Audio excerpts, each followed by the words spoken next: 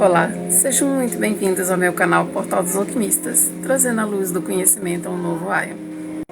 Bom, vou me apresentar. Meu nome é Cleo Silgan, claro, Cleópatra Silgan. Esse não é meu nome verdadeiro, é o meu nome iniciático, mas é assim que nas organizações filosóficas, cada membro que se inicia recebe um nome de batismo. Sabemos que a cultura indiana e a budista acreditam no processo de reencarnação. Fraternidades e sociedades secretas são guardiãs de conhecimentos antigos. Mas por que as sociedades secretas guardam tantos mistérios e por que isso não fica exposto a público? Claro, houve um tempo que muitos documentos eram destruídos por representar uma ameaça a algumas autoridades. A exemplo disso, a história dos Cavaleiros Templários é um grande exemplo do extermínio na época. Templários, num determinado período, foi uma grande ameaça à Inquisição. Mas o que eu pretendo falar hoje é sobre o processo de reencarnação. Culturas antigas como o budismo e o hinduísmo são detentoras de conhecimentos relativos à reencarnação. Também existem documentos antigos inscritas em pirâmides maias que relatam sobre esses mistérios. E o motivo pelo qual eu estou falando sobre esse assunto hoje é sobre uma experiência muito pessoal que aconteceu comigo sobre a teoria da reencarnação. Até o presente fato acontecer, essa experiência pessoal, eu não tinha lido a respeito, não tinha feito uma pesquisa mais a fundo para descobrir se realmente existia algum fundamento sobre esse conhecimento das civilizações antigas. Bom, para falar no nome dessa minha amiga sobre o fato, eu não vou usar o seu nome verdadeiro, eu pretendo preservá-la, até porque é uma pessoa que já é falecida, ela já se encontra em descanso no Oriente Eterno, então eu vou usar o seu nome iniciático para identificá-la nessa história.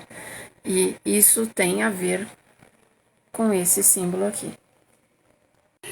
Numa determinada organização filosófica que fiz parte, houve um período em que eu fazia parte desse grupo em reuniões semanais e a gente discutia vários assuntos e até inclusive apresentava trabalhos nessa organização. E justamente algo chamou a atenção de terceiros por um hábito que eu tinha muito de ir para vários lugares e cada objeto que eu via com um determinado símbolo, eu me sentia familiarizada por aquele símbolo e comecei a utilizar sem nenhum objetivo em comum. Sabe quando você bota uma coisa, bota o olho em um objeto, em um desenho, um símbolo, alguma coisa que você se sente familiarizado com aquilo? Foi isso que me aconteceu. Havia um determinado, não falo da Rosa Cruz, tá? É uma outra instituição.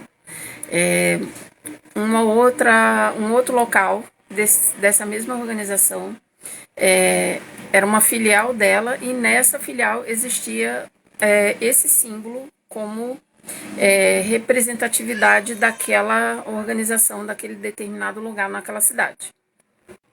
A pessoa em questão, ela era uma pessoa muito evoluída, ela era uma pessoa muito bem de vida, não, por isso que eu resolvi não mencionar o nome dela, por ela ser reitora de uma universidade, né, não no Brasil, mas como ela era uma pessoa de muitas propriedades, de muito conhecimento e muito reconhecida, eu optei por respeitar a imagem dela.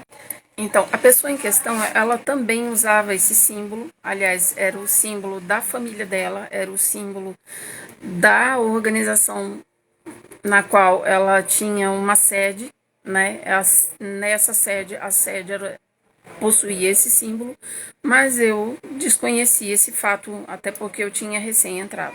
Automaticamente, quando eu a vi, porque por instinto próprio, a gente não deve confiar de cara numa pessoa que você acaba de conhecer. Mas sabe quando você cruza com uma pessoa e você se sente tão familiarizada com ela a ponto de você ter o impulso de dividir coisas tuas pessoais com ela?